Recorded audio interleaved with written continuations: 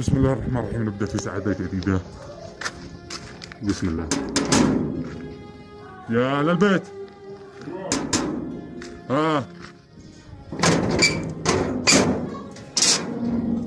السلام عليكم. عليكم السلام ورحمة الله. كيف حالك؟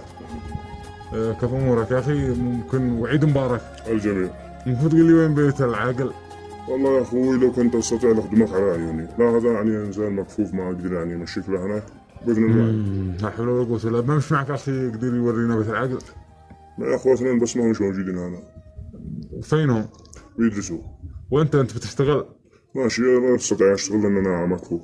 وكيف تقدر توفروا مصروف للبيت؟ هذا يعني من فعل خير، أحسن الله عليهم، نسأل الله أن يجزيهم خير. الله يكتب أجرهم ما شاء الله. الحمد لله على العافية. وكمان أنتم كلكم هكذا مكفوفين. طبعا الوالد الله يرحمه توفي. نعم الله يرحمه ويسكنه في سجن جناته. وأيضا يعني أنا وأخي الكبير وسنت الخوات يعني المكفوفات. أنتم مكفوفين هكذا ما شاء الله هكذا وراثة. نعم. لا حول ولا قوة إلا بالله. احمد الله إذا أحب عبدا ابتلاه. والله ابتلاكم واحمد الله واشكروا على هذه النعمة. قالوا لنا أنك حافظ القرآن، صدق ولا لا؟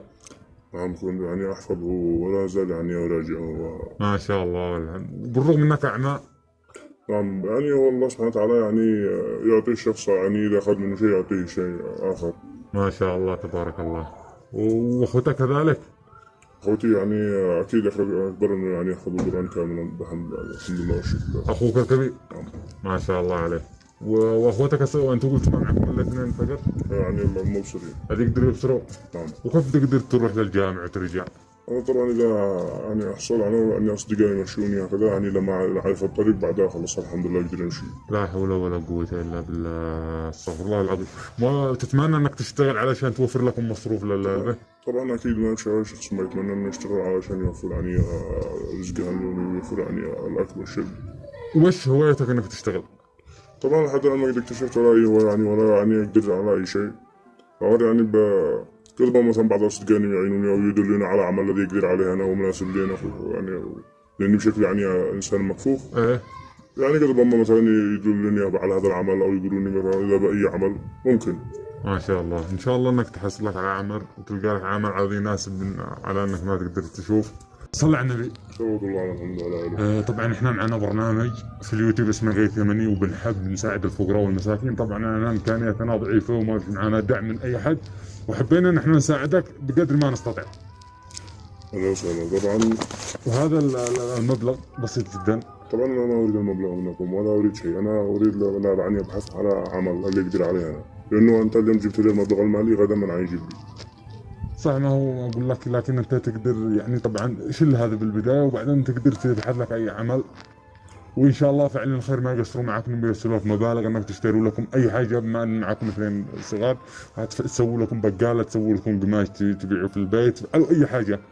كم رقمكم علشان يساعدوا معكم بالفعل الخير؟